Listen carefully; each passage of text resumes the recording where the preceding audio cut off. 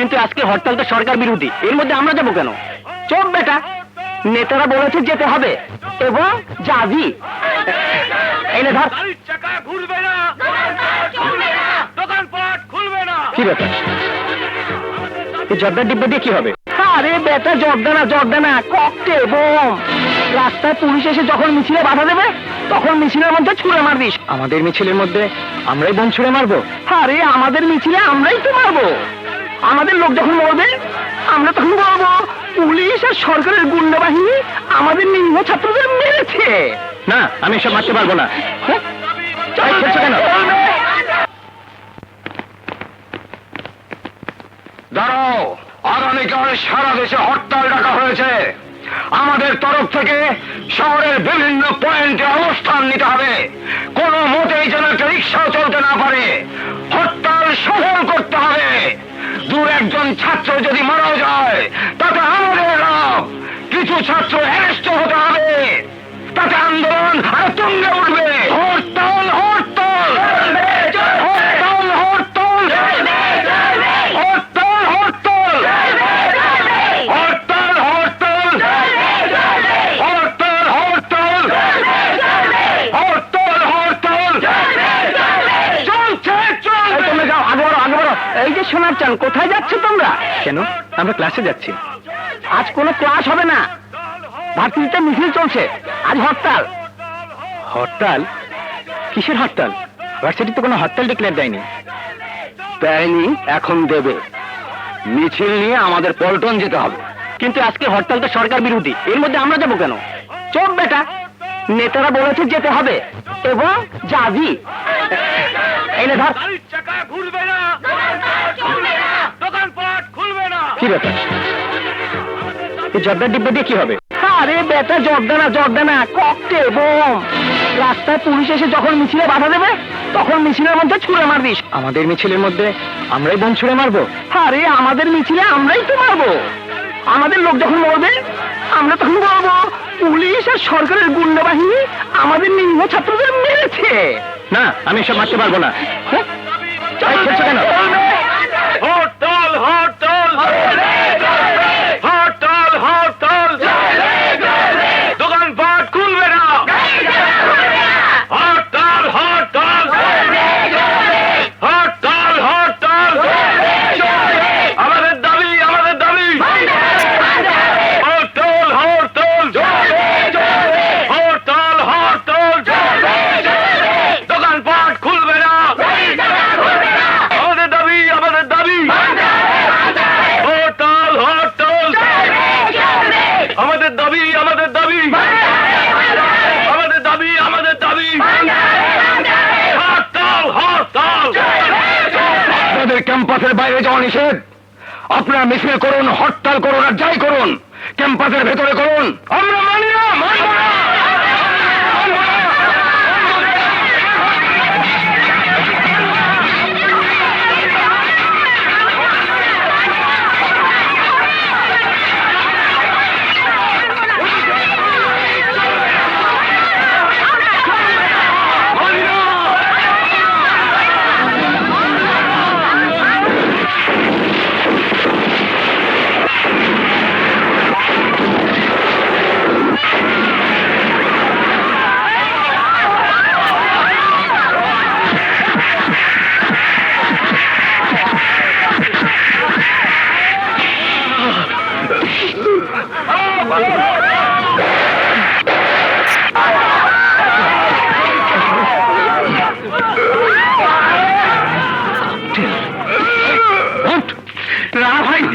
সর্বনাশ হয়ে গেছে। কি হয়েছে? ওরা তো রাজাকে পুলিশ ধরে নিয়ে গেছে। কি বললে? হ্যাঁ রানা ভাই, কাল ভার্সিটিতে হরতালের সমর্থনে মিছিল বের হয়েছিল। মিছিলে পুলিশ কাঁদানো গ্যাস ছুড়ে, ছাত্ররা বোমাবাজি করে। অনেক ছাত্রের সাথে রাজাও অ্যারেস্ট হয়েছে।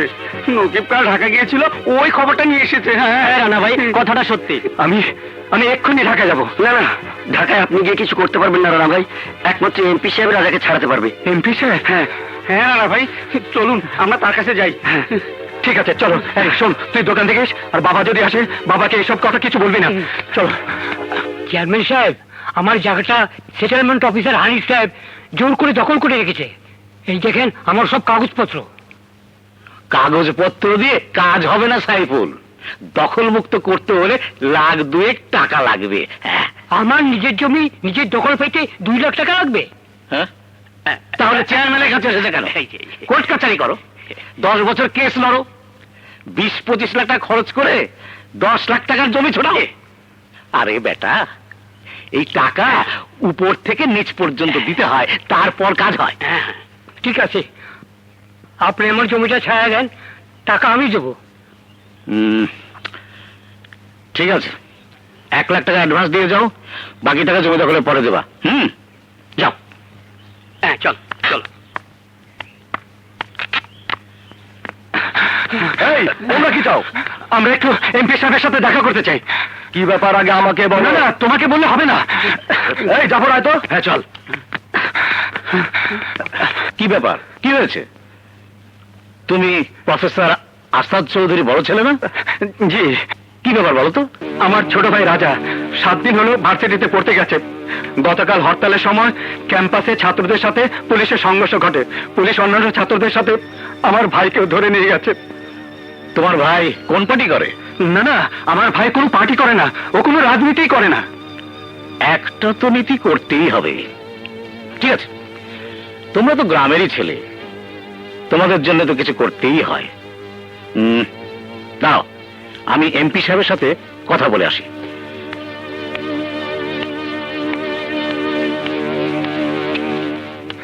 তা মির্জা সাহেব, জি, আমাদের ওই ধানখালি ব্রিজের বিলটা সই করে দেননি এখনো? আসবো স্যার। আরে খালেদ সাহেব, আসুন। স্যার, একটা ঝামেলা হয়ে গেছে। কি ঝামেলা? আমাদের কলেজের প্রফেসর আসাদ সাহেবের ছোট ছেলে সবে ইউনিভার্সিটিতে ভর্তি হয়েছে। গতকাল যে ইউনিভার্সিটিতে গন্ডগোল হয়েছে, সেই গন্ডগোলে অ্যারেস্ট হয়েছে। তবে ছেলেটি কোনো পার্টি করে না, একেবারে ফ্রেশ। হ্যাঁ, ফ্রেশ।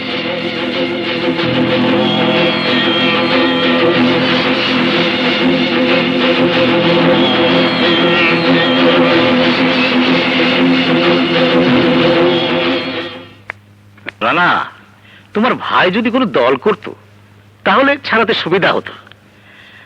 তবে এমপি সাহেব চেষ্টা করছে। তুমি তো জানো আজকাল পয়সা ছাড়া কোনো কাজই হয় না। 1050 টাকা তোমার লাগবে বাবা।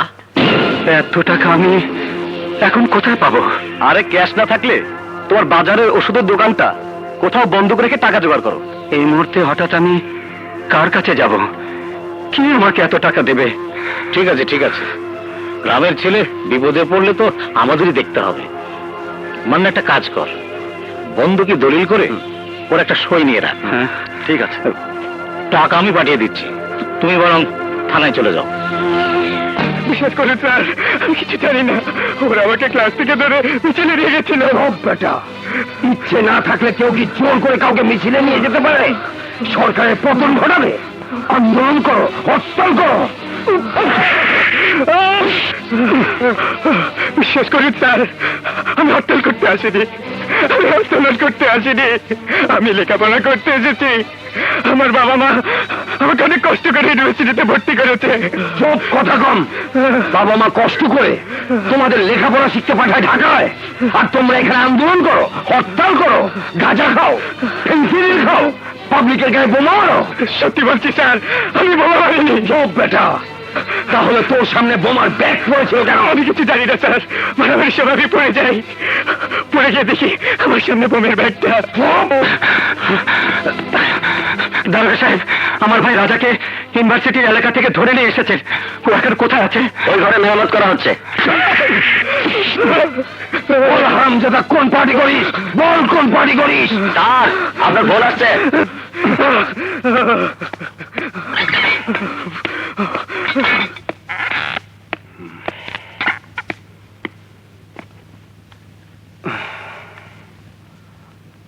Hello, yes sir.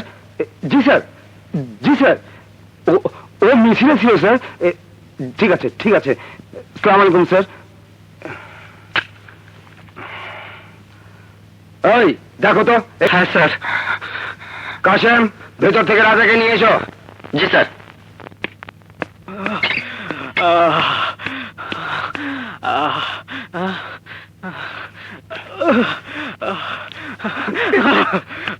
চলো, দারোগা সাহেব তোমাকে ডাকছেন।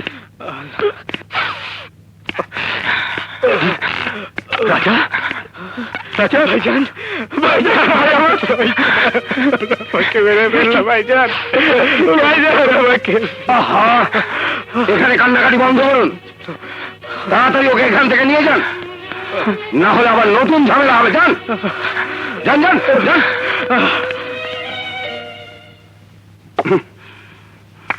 রাজা,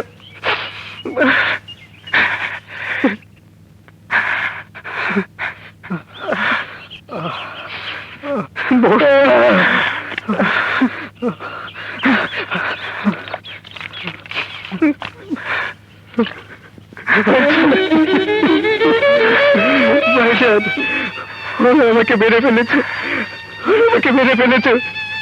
তুমি আমাকে এখান থেকে নিয়ে চলো। শান্ত হ রাজা, শান্ত হ। সব ঠিক হয়ে যাবে, কিছু ঠিক হবে না ভাইজান। আমি এখানে থাকতে পারবো না। তুমি জানো না ভাইয়া, এখানে পার্টি না করলে ছাত্রদের জীবন দুর্বিষহ হয়ে ওঠে। আমার থেকে আমি থাকতে পারি না, আমাকে মাটিতে শুতে হয়, বারান্দায় শুতে হয়, হলের ক্যাডারদের চাকরের মতো কাজ করতে হয়, বাজার থেকে মদ পেন্সিল কিনে এনে খাওয়াতে হয়, না হলে লাঠি খেতে হয়। কি বলছিস সোজা? ঠিকই বলছি ভাইয়া, আমি রুমের মধ্যে লেখাপড়া করতে পারি না। বাইরের ক্যাডাররা আমার রুমে বসে মদ খায়, তাস খেলে, আসল ছাত্ররা বারান্দায় বসে গাছের নিচে বসে লেখাপড়া করে। চুপ কর রাজা, চুপ কর, সব ঠিক হয়ে যাবে। আমি ভাইস চ্যান্সেলরের সাথে কথা বলবো। কোনো লাভ হবে না ভাইয়া, ভাইস চ্যান্সেলর ওদের কাছে জিম্মি হয়ে আছে। আমি গ্রামে গিয়ে হাল চাষ করবো, ঠেলা গাড়ি চালাবো। তোমার পায়ে পড়ি ভাইয়া, কি করে আমাকে এখান থেকে নিয়ে দাদা ভাই, ও খুব ভেঙে পড়েছে, ভাইয়া। ঘাবড়ে গেছে। ওকে এখন বাড়িতে নিয়ে যাই, তারপর দেখা যাবে। ঠিক আছে, চল চল।